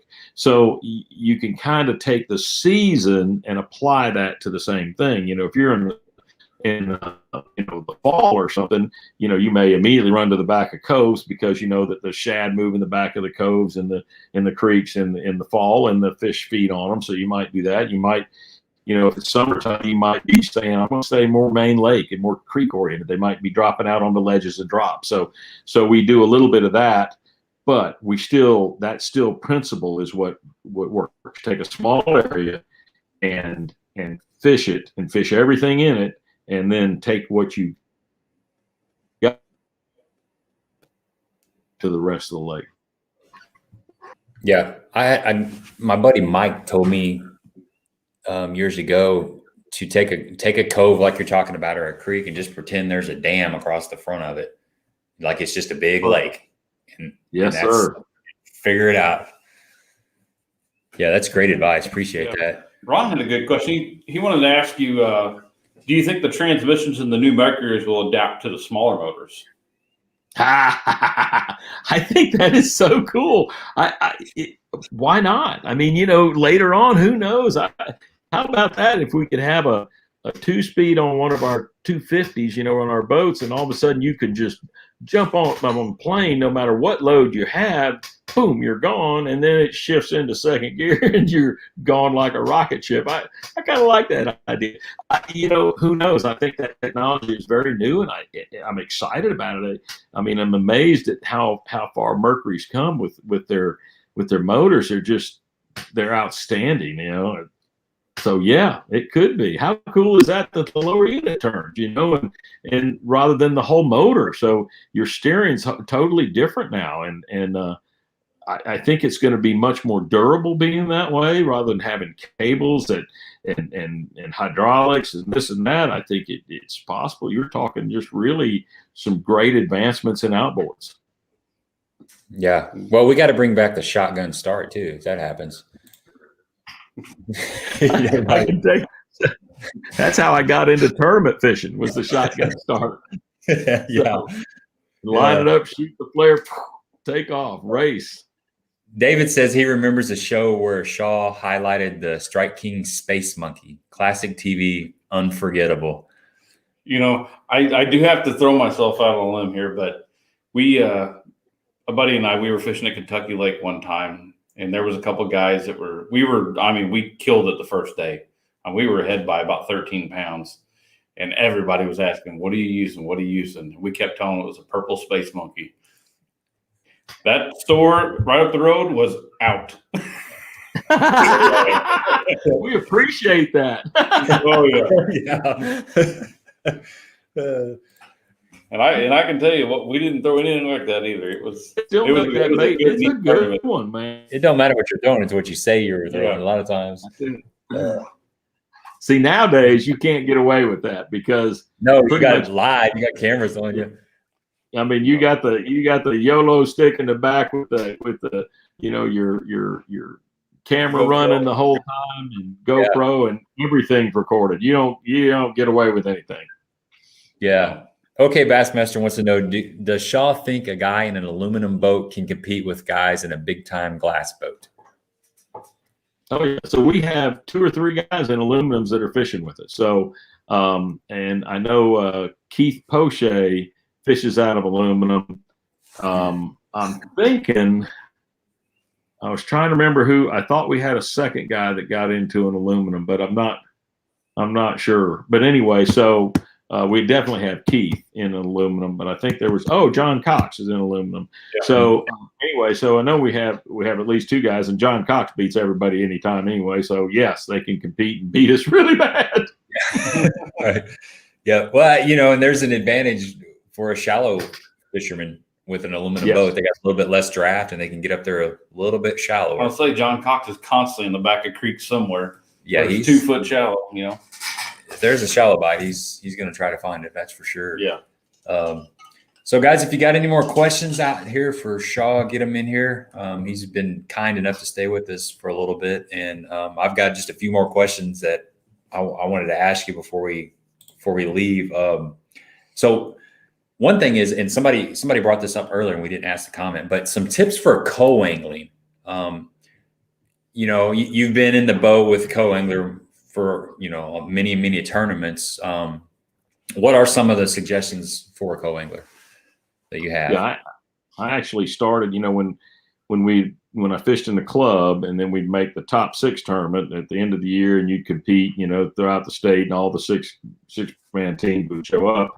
But when you did that, you had to have 3 boaters and 3 non-boaters so you could all pair up. And I would always be a non-boater, so I felt confident, fishing out of the back of a boat. And really what you want to do is you don't want to go heads up with him normally. Okay. So normally if he's flipping and pitching and you're flipping behind him, you're probably not going to be, if he's good, you're probably not going to catch very many behind him. Mm-hmm. But if he's, fishing and flipping and putting something down the bank, you can take an Ocho and chunk it out there and fish slow. And sometimes it's out in the middle. Sometimes it's, I remember one tournament I got paired with one of the best St. John's front end, pretty tough. He'd point the nose into the dock and fish every piling, and then he'd go to the next dock. Well, I would throw a worm up under the dock and then just strip line, and he'd stop when he pointed at the next dock, and I'd be 50 yards or something a line, and I'd lift it up and boom, there's one, and I set the hook, and I beat him pretty bad. He got a little upset about that, but the bottom line is you have to do something different and change things up. And one of the first draw tournaments I ever won did the same thing.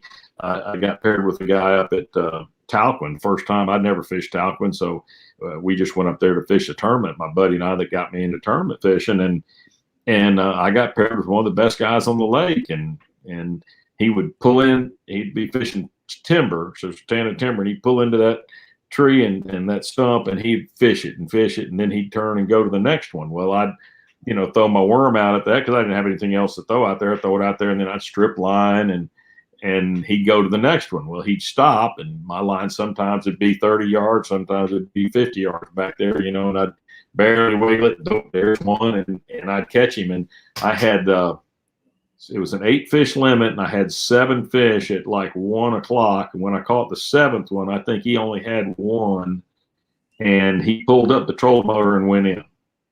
Weigh in was like a 3, and he was pretty ticked at that.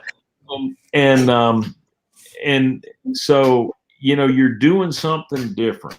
You do something different, And that's the big thing. And I've had guys that have fished with me. I fish with them. I'm sight fishing. I'm going, listen, guys, don't go make a cast here, and then say I'm done, because there's fish. I'd say, there's 2 or 3 over there, and there's 2 or 3 there, and there's over there, and they'll make one cast and they'll get bored, and I'm like, you just don't understand. You have to fish slow, really slow, and you have to really work it. And, so if I was telling co-anglers anything, I mean, it's little stuff like shaky heads and ochos and just, take your time and catch fish and enjoy it. But try not to just do the same thing they're doing, and generally you do pretty good. Yeah, that's great, man. Because I fish the BFLs and the Toyota series as a co, and personally, I do exactly what you're talking about. I try to do something different than what my boater's doing, even if there is a really strong jig bite, different color or different weight or different trailer. Maybe they'll prefer something that's falling slower than his jig or faster than his jig. And a lot of times you got to make that that adaptation. If something I've been learning is, if you're really moving, if your boater's covering water, say he's got that trolling motor on 5, you can't really let something soak. So if the fish are on the bottom, having something that's heavier that gets down quicker, it gives that bait more time to sit on the bottom before before it's back behind the boat. And that's something that I've been learning, is to change from a 3/8 ounce jig to a 1/2 ounce, or, even a 1/2 ounce sinker to a 3/4 ounce sinker when you're only fishing in, 5 feet of water. Cause, to me, that's overpowering, but you're not overpowering it. You're just giving that bait more time to be where it needs to be. And you can, just little things like that. It's a totally different ball game in the back of the boat versus the front of the boat. A lot of strategy, a lot of thought has to go into it. Yeah. That Shiner guy says, does anyone else remember Big Mouth? Shaw helped create that early bass fishing feature film back in the 70s, groundbreaking underwater footage. So what can you tell us about that? Well, the original movie was Big Mouth, and that was by Glenn Lau, and he spent, I don't know, 10,000 hours underwater, something ridiculous, studying bass and filming them. Back then it was film cameras, so you can imagine you load the film in the camera, and you're underwater and trying to film all this stuff, and it's spectacular. And you can still get that. Glenn Lau is fabulous, and was really what got so many people excited about fishing and bass fishing was Glenn Lau's Big Mouth. That was kind of like, we had to watch that and watch it over and over and over and over. Well, so what he's talking about is Big Mouth Forever. So Glenn called me about doing a second Big Mouth, which is Big Mouth Forever, and I was in that one and did a whole segment with that. Hank Parker started it with some of the coolest segments. He's got a camera that's underwater and above water, so you got split level that you're watching, and you watch Hank come in and fish around this cove, and in your shot of your split level is this stump, and bass are swimming by the stump here and there. Anyway, and Hank makes a cast over by the stump and catches one. It's just amazing what Glenn did underwater cinematography. So if you want to see some cool stuff, look them up. You can probably get them on Amazon or whatever. But it's Big Mouth and Big Mouth Forever by Glenn Lau. Amazing movies. But back in the day, they were special. Homer Circle was on the first one, Big Mouth. And this is one of the things that you never forget is he's reeling it in underwater with and I'm hoping you can still hear me. There we go. I got you now. Yeah. Okay. So anyway, he makes the cast with a crankbait. Glenn's underwater filming it, and you watch a bass swim up and eat the crankbait, and he's still reeling it, blow it out, and swim off. And Homer Circle never knew it. Never knew that he had a bite. And to me, that's pretty cool. Yeah, that's funny. I've watched part of that, and it's been a long time, but I do remember that clip with the crankbait. That one just stood out. You're like, how many times has that happened to me? No, exactly. Yeah. Josh Harris has a question. He says, what is your go-to bait or baits in the pre-spawn for muddy water? Something you're seeing a lot, right? I want to say, my Thunder Cricket, which is, we just call it a cricket, from Strike King, which is a bladed jig, is one of my best, and a spinnerbait is by far, tremendous. So muddy water, that's a good thing pre-spawn. And I can tell you also, there's nothing wrong. Those two are probably my primary. Jig is going to be good, and a lipless is going to be good. So, but those main two, the cricket and the spinnerbait, will be my primary. Yep, same here. The big spinnerbait's a real big deal for me this time of year. Mike wants to know, do you see a point in the future where there will be a restriction on electronics? I certainly hope not. The one thing that no matter what electronics can show us, it can't make those fish bite. So, and fish, as much as we would like to think that fish are just the dumbest thing in the world, and that you just make you throw something out there and you're going to eat it. Well, they don't do that, Oh my goodness. I mean, like yesterday, watching them swim up to look at the bait, not eat it, not eat it, not eat it, not eat it. And every now and then they'd nip it and you set the hook and you'd miss them and you're like, come on. So, high pressure and all the rest. I love technology. I would hope that they would never, that it's, ever gets good enough to where, and I can't foresee that happening, where it would get good enough to where you can make them eat, by technology. You still have to get them to bite. You still have to throw the right bait. You still have to move it the right way. You still have to present it the right way. There's so much more to it than just knowing that fish is there. And that's what technology with these new electronics are showing us, is that fish is right there. Now you have to work and figure it out. Mm-hmm. Phil wants to know, have you fished Istapoga, and any thoughts on that lake?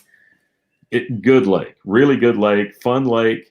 It was real good back, in the 80s and stuff like that. Through some up and downs, but it last week. And so I think we're looking at catching some real good ones out of it this year and probably next. Okay, so you said it was on upward trend for the most part? Upward trend, yes. Okay, good deal. So I got two more questions for you, and then we'll let you go. One is, what's the craziest boat ride that you've been on? Wow.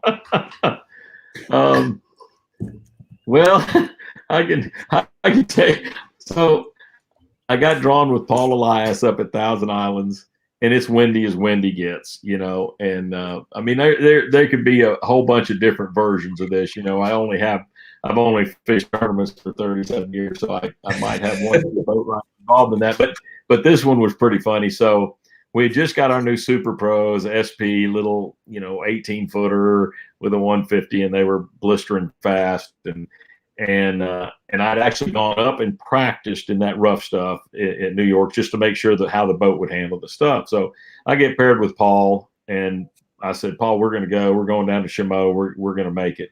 So we're running out of the river, and all these boats would get to the mouth of the river and turn around and come back because they couldn't get out because it was so big. I mean, we're talking 20 blowing in there, 10-foot waves, 11-foot waves, and bigger. And so anyway, and I'm giving every one of them that's going back. I'm like, you wimp, and I keep driving, and I'm calling them every name in the book as we go out. And so we get out, and you stand the boat up, so you stand the boat up, and you're like, and here we go. And they keep getting bigger. And first thing I know, I got that boat stood up like this and pretty high, just grinding it. I'll wait till the camera comes back. We're good now. Come on. Here we go. Anyway, so like this, and a wave breaks over the top of my boat. I mean, when it breaks, when you're standing it up and a wave breaks over the top, I went, whoop, turned around, I went back, and Paul says, you better go apologize to every one of those anglers that you were giving them up there. Yeah. I say you made the right decision on that one. Yeah, so that was pretty crazy. That was some big waves. But I've been in some stuff where probably the the wildest one was Santee Cooper and in 50-mile-an-hour winds, and the waves were so big, and I knew any second that I was probably going to, be in a wave, and he's going down and just punch a stump through the boat, and we weren't going to survive. And so I'm pretty, and I know how to drive a boat, and I was puckered. I mean, I'm like, I know this is not good. Man, I love internet. So anyway, going real good for a little bit, and then it locks up. But I was really worried about it, and I was with guys first tournament, and I said, "Oh, we got this, no problem." He said, "Can I take pictures?" I said, "Yeah, just make sure nobody comes over the back of us and crushes us, because you disappear in the bottom of a wave, and then you come up, and you can see a little, and you just don't want somebody coming in from way in that's pushing it and come over the top of you and kill you." So, and that angler was Frank Scalish, who came out to be a pro, and actually I think he won a tournament over there at the Presque Isle area or whatever. But really good dude. But anyway, he was just taking pictures like that, and the whole time I'm thinking, we're gonna die. God. Yeah, I haven't been in anything like that. By just getting a wave over the front of the boat scares me. So. Yeah, I've been in some pretty sketchy ones. Yeah, I've been in Kentucky Lake. You get down there by Ken Lake, and the wind's blowing north-south. It can be pretty hairy at times. Yeah, we've been caught in a couple storms down there. It's pretty nasty. Yeah, for real, no doubt. We got one more question that popped up here. What time of year do you focus on shad color versus bluegill versus craw colors on the bladed jig? Yeah, shad colors will work all year. But I really like them, pretty much later in the year, and the fall is real good. But, in the bladed jigs, I'm doing a lot of bluegill during the spawn. I think, bluegill, they always in there eating the eggs and stuff like that. But it's shad and bluegill most of the year, and crawfish occasionally. But most of my bladed jig is shad and bluegill colors. Mm-hmm. Shaw, I got a quick question for you. You ever get one of those co-anglers that just sets a hook on jigs so hard? I mean, at most time they're missing fish, and they come flying back at you about 90 mile an hour. I had one of my buddies was one of the best. He literally would leave the deck of the boat setting a hook. And I'd be watching him like, oh my gosh! I mean, I'd hate to be a fish on the other end of your line. Rip your jaw clean off, Yeah. I'm just asking for a friend there, but yeah. Is that the friend next to you right there? No. Okay. He may have asked a question. I don't know. The boater I fished with, he kicked his rod out of the boat on a hook set the other day. I saved it. I don't know how I saved it. It was my instinct was to stick the rod disappeared. I mean, I seen it go down, and the watercolor was about a foot, and it kind of disappeared. And I stuck my rod and held against the boat. I was just imagining that I was pinning it up against the side of the boat, and luckily I did. I guess I hit it right on the balance point because it didn't tip up one way or the other, and he was able to stick his rod down there and pull it up. It was crazy. I mean, there was line wrapped everywhere, but we got the rod back. You got lucky. So, one more last question. Okay, this is kind of a serious question. What has fishing taught you about life? Wow, serious one. That's kind of a deep one. And it's a great question. It is life. I mean, it's about processing things, dedication, desire, determination. Don't give up. You get beat. Can you hear me? Yep, we got you now. Anyway, they're the ups and downs of it, and you just gotta never quit. So you're gonna have bad times in life. You're gonna have bad times fishing, and you just make the best of it. Learn what you can learn out of every bad situation, and apply it and try to make every day better. It is life. I mean, when you're out there on tour, it's life. It's what you do, and how you approach that is pretty much how you should approach life. Work hard at it, and don't let it get you down, and keep your chin up, keep driving forward and keep pressing on and learn from every experience you have, good and bad. Yep. Well said, man. Yep, I definitely. agree 100%. It's there's peaks and valleys, and you gotta shake that stuff off and move on. I mean, there's that feeling when you don't do good in a tournament, or you have a tough day on the my water. last year. Yeah, or your boat breaks down and your truck blows up or whatever. Yeah. You just gotta look You into gotta the keep future. Know working, you'll yeah. get through it. Yep, got to keep working. I had a little wooden coin that somebody gave me years ago that said, "This too shall pass," and in this too shall pass. Whatever it is, it's usually going to pass. Yeah. So you just gotta get over it. But man, Shaw, it's been really good to hang out with you. We really appreciate you taking the time out of your evening and coming on the live stream and hanging out with a couple of Southeast Missouri boys. And it's very awesome just to show everybody out there how down to earth you guys really are. Like I said, we've had quite a few other guys on, and we have not had a bad guest yet. I mean, it has been phenomenal. So it's great. We enjoy fishing. We're all passionate about fishing, and it's great to learn that you guys are on the stage, you're the pros and stuff, but you're still down to earth people, just like both of us. So really enjoyed the time. Good luck at Rayburn. Thank you very much. I appreciate it. Thanks for having me on, guys. I had a great time. Yep. Yeah. All right. Well, good luck this season, and hopefully we'll get you back on here sometime. Thank you, guys. All right. Take care, Shaw. Cut him off a little bit there. Done. That was great. Thanks for sticking through the little bit of glitchy internet. I think we could, even when it was glitching out, you could kind of understand the answers or whatever. So I mean, it was bad, but not. Stephanie had a spawning something. Right here. And I'm sorry if I didn't get to your question. Yeah, we had a lot coming in here. Yeah, because Shaw's on Eastern time, so it's an hour later out there. So we started the live stream at 8:30 his time, and he originally I just told him we'd be on here for an hour, but he's kept going, so he was real courteous with his time. And I'll kind of touch base on this a little bit. Stephanie, if you keep the male, I would definitely say another male would move in, absolutely. But I've been bed fishing plenty of times. If you let that male go back because you're going after the female or whatever, that male will go right back to that bed every time. But I would definitely say if you kept the male, if he was big enough to be a keeper or something like that, I definitely think there would be another one to move in. And a lot of times the guys will take the male off the bed so they can catch the female. Yep. Because the male is the one that's protecting the nest for the most part, and he'll run out there and grab that bait. And if you let him go, he'll go right back and he'll grab that bait and just Yep, they'll just put them in their live well for a couple of minutes till they catch the female, and then they'll turn the other one loose. Yeah. So before we go, you guys are still on here. Yep. I wanted to show you. I'm going to show you a bait that I got to fish this weekend. I fished the Toyota series down at Lake of the Ozarks, and Lake of the Ozarks right now is about 7 foot low. So you can really see all the rock transitions.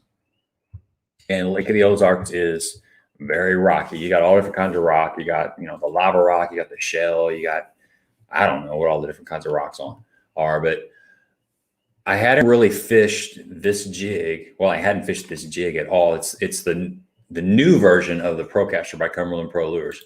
I hadn't fished it in rock because, around here, we don't really have a lot of just straight rock. We got some rock, but there's no grass at Lake of the Ozarks. It's like straight up rock fishing. And I tied this on, we fished 2 days of the tournament, and I didn't tie it on for the first 2 days. I was fishing. Wait, which one you got there? It's the Procaster. Yeah. I think it's. I was trying to show them so they can get the color. Yeah, I think it's Naked Crawl. Naked Crawl. I'm pretty sure it's Naked Crawl. So we'll pull it color. up. Yeah, it's got that red on it. But anyway, so after the tournament was over, me and my buddy Mike went back out on Saturday. So it was a Thursday, Friday tournament. Neither one of us. I missed a check by 4 ounces. And I lost a fish at the boat that would have got me anyway. Typical fishermen complaining about tournaments. Anyway, we were free after the tournament because we didn't make the third day. So we went out and fished. And I tied this jig on. And this is the same jig I fished for 7 hours. I'll show it to you. So this it's a little chewed up on the head, but it still looks good. But there's still paint. Yes. I drug this thing around on rock for like 7 hours. And there's a video you'll see. It's probably gonna be a couple weeks, but I'll have a video. But I was just super impressed. I got hung up twice. That's it. I fished for like 3 hours before I got hung up. And my buddy Mike was in the front of the boat. He was throwing a jewel football, the finesse, heavy cover finesse football jig, and he was getting hung up a bunch. And he switched to, I think, a bruiser bait or a crusher. It was the Keith Pochet crusher. He was getting hung up a lot. And I was just, long story short, he's got some of these on the way because he was just impressed with that. And I was impressed too. And the thing is another thing that impressed me was the paint. This powder coat has held up on that. I mean, it's a little bit, that's one thing. It's roughed up a little bit, but it's not lead. I mean, it's still got the paint on there. Yeah. That's one thing we've always said about his baits is the paint has been phenomenal. Yeah. I don't know. I was impressed. I mean, I don't usually talk about something until I fished it a lot and I've kind of taken it through a field trial and stuff, but I'm just being straight up honest with you. If you fish a lot of rock, you definitely want to check out this bait. So it's a Cumberland Pro Caster, and they just redesigned this last fall. So it's got a different head design. It's got the wire weed guard, and it's got a really nice, it's a kind of a compact jig. It's got a really nice beefy hook. It's not going to bend out. I mean, I was jacking fish on this, and you don't even have to worry about that. And it comes with a full skirt, but I took it, like one thing in the winter going into the pre-spawn, a lot of times these fish get real finicky. So, and this is just my opinion, and this is what we were finding, but a finesse jig is going to get you a lot more bites, and a finesse jig catches big ins too. That's you look at the Bitsy bug. That Bitsy bug just took off, right? And we even talked about that with Lawson Hibden, talking about the little bit smaller, little bit smaller jig just gets more bites, and they get big bites. Right. So I strongly believe that smaller compact jig is a better way to go than like the old style mop jigs or just the big skirted jigs. I just don't think they get bit as well. Yeah. And in cold water, the fish are in a funk. I mean, we had ice on the lake every morning. So it's going from, you had to wait until the ice melted to where you could actually get to the fish. So they're in a funk. So they really don't want anything big. They want something really finessey. There was a huge shad kill Yes, they were munching for days on that. I'm sure. Yeah, and typically after shad kill, you want to downsize. That's kind of the standard rule. But if you've never turned like a full length skirt jig into a finesse jig, that spider collar, it's real easy. You've got your band right there, so you're going to have strands on the top of the band, strands on the bottom of the band. All you do is just kind of. I wish I had a full size jig. I could show you how easy it is, but you just gather the strands on the bottom of the band, and then you turn it over, and just the strands on the top of the band will hang down. So normally they're going to be like this far down, and you just trim that. You just trim it up, and you give it that spider collar. And I think that kind of looks, to me, it's more of a bluegill. It gives it that kind of. It's a little bit bulky. It makes it look a little taller. But it's still really thin. You're taking a lot of that skirt away. So I think. I mean, that's something that I really have a lot of confidence in, but you don't have to buy like a spider jig or a finesse jig. You can just you can buy a dozen jigs that you like in a certain color that you like. And you can have some of them with the full size skirt, and then you can just make the finesse skirt if you want to. Yeah.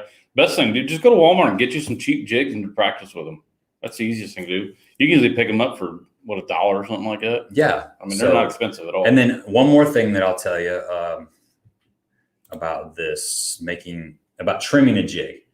So if you notice there, this had, the skirt was all the way down here. Here, hang on. So I like to trim about a 1/4 inch below the bend. That's just how I do my jigs. And you don't want to cut it straight off. What you want to do is you just kind of want to take your scissors and you kind of want to just snip a little here, snip a little there, snip a little there. It's a lot easier to show you if I was doing this real time, but you don't want like a hard edge. Okay. That looks unnatural. Okay. Yeah. Here we go. Here's a so this is a full size Procaster. Same jig. Let's see if I can hold this up. You're going to get your left and right all confused here. So same jig, right? This is the finesse, obviously. This is the full size. I think I did pretty good. there. For now, we'll see. So when you're cutting this, if you want to make, well, anytime I get this jig like that, unless I'm wanting a really big profile, I'll take scissors and I'll just kind of start snipping instead of going all the way across and cutting it right here. You just kind of snip. You just kind of don't do them all the same length either. Don't do them all the same length. You know, you just kind of thin it out and look at it. And basically you're wanting it to look buggy. To me, that's the word that comes up. You know, I'm kind of trying to make this look buggy. And what it also does is it gives it a lot more action, a lot more flair. And I think it just looks more natural. And if you want to make that finesse skirt, all you got to do is gather. So you got your band right here. There's going to be skirt material on the downside of it and the front side of it. And you just gather up everything that's on the front side of it. You kind of do this right here. Can you see in the blinding lights? Yeah, we got a light like totally blinding me, but you get the ideal. So I've got majority of the back of the skirt material in my hand, and this is what's hanging down from the front. So all I would do is just take the scissors and cut it right there, and that's gonna give it that spider look. It's that simple. So you can just take, you can just buy you several of the same types of jigs, and you can have some with full skirt, and then you can modify some to make them into more of a finesse jig. And the one thing about this jig, well, several things, but the other thing I forgot to mention, something about this head design, you'll notice, is this kind of the triangle shape, like kind of a wedge shape, something about a wedge. If you have a good jig that you like and it comes through rock, you'll notice that it's kind of got some like a wedge shape to it. Something about that wedge shape. And it's got to be the wide wedge, not like a swim jig wedge. So it's got a flat side too, and then it's kind of curved up. Just all those angles work together to make this jig super, super snag resistant. And it's got a 60-degree line tie. It looks like a 30-degree, but it's the way that the jig head is molded around the hook. It's got the wire weed guard, and I really like that wire weed guard. It's taken me, honestly, to be honest with you guys, it's taken me about 3 months to really start liking the wire weed guard. And I like it now. No, I like it now. Because I fished it enough to know that it works. It's totally fine. A couple things that are really cool about it is when you're, let me grab this other one. When you're threading a trailer, normally your fiber guard is going to be right down the middle, right? But when you're threading a trailer, the trailer goes right up through there. You're not having to pull that fiber weed guard to the side and hold it. Get them all flexible. Yeah, you just go right up the middle of this thing, man, just like this. It just slides right up there, pop it out, and slide it up, and then you've got a jig. You got a trailer on there. You can see what you're doing. You don't have to pull that fiber guard to the side. So it's pretty cool. It's a good little jig. I'm excited about it. It's got a good keeper on it, and blah, blah, blah. You get the point. But the main point was that it comes through rock really good. So when I find something that I really, really like through field testing, I think I should share it with you guys. But I think that's the naked crawl. So if you're going down to Lake of the Ozarks in the next couple weeks, get you some naked crawl Procasters. I think you're going to like them. Really good jig. They got a bunch. I think they have 8 colors. Does that sound right? Let's see. I pulled up here. There should be 8. That's what I remember. Yeah, there's 8 colors in that jig. Yep, we're looking at it right now. Here, I can share this again real quick just to make it easier. And they got a lot of standard colors. We've got a lot of coyotes going on out here. I thought that was an ambulance. Holy cow. We got coyotes just right outside the window. We got the window open. Yeah. They're right there. They're down there by the pond, aren't they? Crazy. But yeah, you can see the different colors. A lot of them are, bluegill crawl type colors. And then you got traditional black and blue. I fished with a couple of different colors. I like that. The magic crawl on the football head is a pretty good color too. So, but anyway, right. That's it. Yeah. Yep.